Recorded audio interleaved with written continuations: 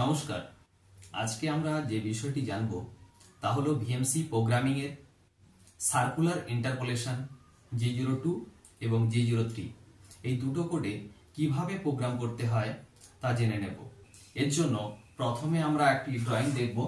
এখানে একটি প্লেট রয়েছে যার লেন্থ হচ্ছে 250 mm, উইথ 150 mm, থিকনেস রয়েছে 30 mm। আর যে অপারেশনটি করতে হবে তা হলো ডায়া 50 mm হোল থ্রু হবে। থ্রু মানে আমাদের 30 মিলিমিটার ডেপথ পর্যন্ত এই অপারেশনটি করতে হবে।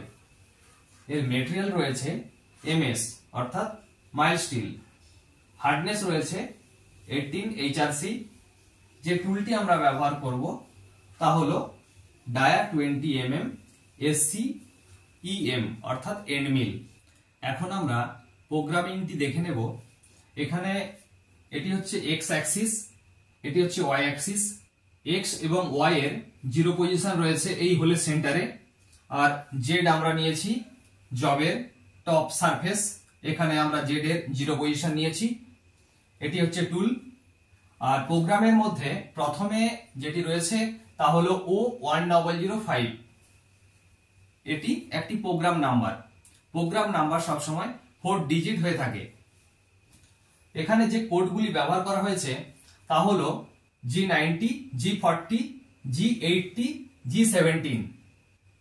G90 হচ্ছে absolute programming, G40 cutter compensation cancel, G80 can cycle cancel, G17 X Y plane selection.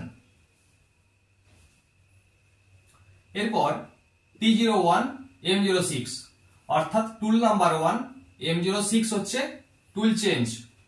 ব্র্যাকেটের মধ্যে আমরা দিয়েছি D20 EM, ডায়া 20 এর এন্ড মিল। টুল নাম্বার 1 কে বোঝানোর জন্য আমরা ব্র্যাকেটের মধ্যে এই নামটি দিয়েছি। ব্র্যাকেটের ভ্যালু প্রোগ্রাম রিড করবে না। এরপর G0, G90, G54, X0, Y0 অর্থাৎ অ্যাক্সিস ওয়ার্কের যে জিরো পজিশন এক্স এবং ওয়াই, এখানে অ্যাক্সিসটি দ্রুত ট্রাভেল করার জন্য এই কোডটি ব্যবহার করা হয়েছে। G0 যেখানে rapid travels, G90 absolute programming এর জন্য, G54 এখানে আমরা ওয়ার্ক অফসেটটি বসিয়েছি। আর X0 এবং Y0 অর্থাৎ এই হোলের সেন্টারে অ্যাক্সিস ট্রাভেল করবে। এরপর M03 হচ্ছে spindle on clockwise, R S1273 কি হয়েছে, এটি হচ্ছে আরপিএম। আমরা কাটিং স্পিড এখানে VC 80 মিটার পার মিনিট ব্যবহার করেছি। এর জন্য যে আরপিএমটি হয় তা হলো 1273, সেই আরপিএম এখানে বসানো হয়েছে। এরপর G0, G43, Z100, H01। G01 এ র্যাপিড ট্রাভেলস, G43 টুল লেন্থ কাটার কম্পেনসেশন প্লাস ডাইরেকশনে কম্পেনসেট করার জন্য আমরা G43 কোডটি ব্যবহার করি। Z100 অর্থাৎ ওয়ার্কের জিরো পজিশন থেকে টুলটি 100 মিলিমিটার উপরে দাঁড়াবে। এর জন্য আমাদের এখানে যে জেড এর ভ্যালু রয়েছে তা হলো 100। আর H01 এখানে আমরা টুলের হাইট অফসেটটি বসিয়েছি। এরপর G0, Z5, M08। G0 হচ্ছে র্যাপিড ট্রাভেলস, Z5 অর্থাৎ ওয়ার্কের জিরো পজিশন থেকে Z5 মিলিমিটার উপরে থামবে। আর M08 এর মিনিং হচ্ছে এক্সটার্নাল কুল্যান্ট অন। এরপর G01, Z-30, F30। G01 হচ্ছে linear cutting motion, Z Axis -30 পর্যন্ত যাবে। জেড এর জিরো পজিশন ছিল এখানে, এখান থেকে 30 মিলিমিটার পর্যন্ত যাবে। ফিট কত থাকবে, 30 মিলিমিটার পার মিনিট। এরপর G01, G42, X-25, D01, F254, এর মিনিং কি, G01 এটাও লিনিয়ার কাটিং ফিট, G42 কাটার কম্পেনসেশন রাইট সাইড x-25, অর্থাৎ এখান থেকে x এর 0 থেকে x-25 কাটারটি এখানে ট্রাভেল করবে যখন এই লাইনে রিড করবে।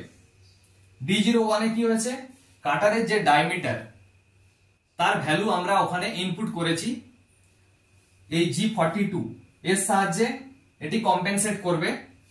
কাটারের ডায়ামিটার রয়েছে 20, তাহলে অ্যাকচুয়াল যে সেন্টার পজিশন অ্যাক্সিসে থাকবে এখান থেকে 10 মিলিমিটার, কিন্তু আমরা প্রোগ্রামের মধ্যে দেব 25, কারণ আমাদের হোল করতে হবে ডায়া 50 mm।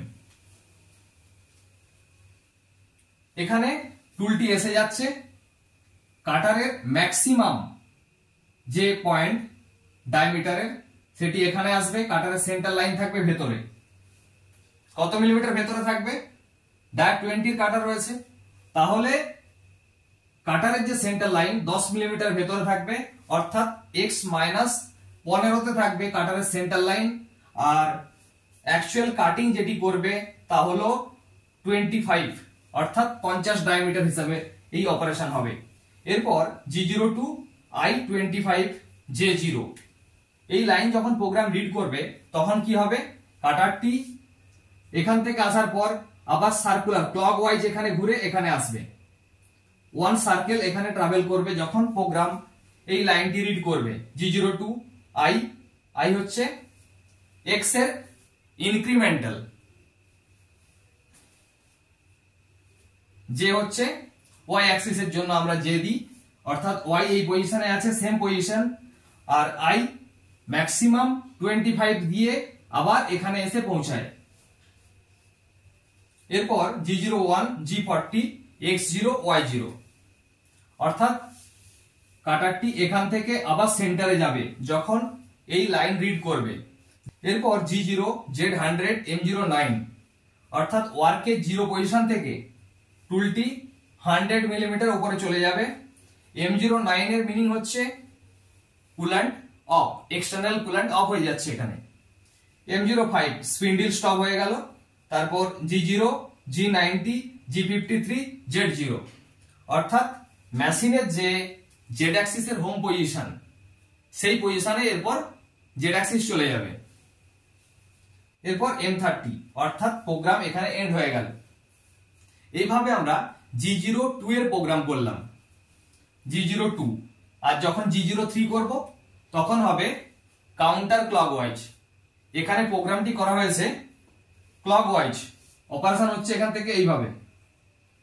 এরপরে আমরা দেখব সার্কুলার ইন্টারপোলেশন কাউন্টার ক্লকওয়াইজে কিভাবে প্রোগ্রাম করতে হয়, অর্থাৎ G03। আমরা এখানে G02 এর প্রোগ্রামটি করেছি, তখন টুলটি ওয়ার্কের 0 পজিশন থেকে x-25 এ যায়, তারপর ক্লকওয়াইজে ট্রাভেল করে ক্লকওয়াইজ।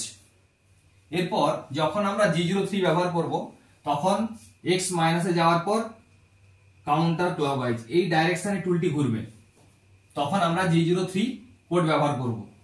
আর প্রোগ্রামের মধ্যে যেখানে চেঞ্জ হবে তা হলো প্রোগ্রাম নাম্বার থেকে Z-30, অর্থাৎ টুলটি এখান থেকে Z-30 মিলিমিটারে ট্রাভেল যখন করবে তারপরে আমাদের চেঞ্জটা করতে হবে। G01 এখানে সেম থাকবে, G42 এখানে চেঞ্জ করতে হবে আমাদের। G42 এর জায়গায় আমরা দেব G41। টুল নোজ রেডিয়াস কম্পেনসেশন রাইট সাইডে ছিল, এখন G41 টুল নোজ রেডিয়াস কম্পেনসেশন লেফট। তারপর G02 এর জায়গায় আমরা দেব G03, এখানে চেঞ্জ করব আমরা G03, এখানেও চেঞ্জ করব, G02 এর জায়গায় G03 দেব। বাকি এর পরের যে লাইন রয়েছে G01 G40 X0 Y0 এখানে সেম থাকবে। এই দুটো জায়গায় যখন আমরা চেঞ্জ করে দেব তখন প্রোগ্রাম এখানে হচ্ছিল আপ মিলিং, এখানে হবে ডাউন মিলিং। এইভাবেই G02 এবং G03 সার্কুলার ইন্টারপোলেশনের প্রোগ্রাম খুব সহজেই আমরা করতে পারবো। আর ভিডিও আপনাদের কেমন লাগছে অবশ্যই জানাবেন, ভালো লাগলে লাইক এবং কমেন্ট করে জানাবেন। আপনি যদি এই চ্যানেলে প্রথম এসে থাকেন তাহলে অবশ্যই চ্যানেলটিকে সাবস্ক্রাইব করে নেবেন। আমি এই ধরনের আরো ভিডিও আপনাদের জন্য নিয়ে আসবো। ধন্যবাদ।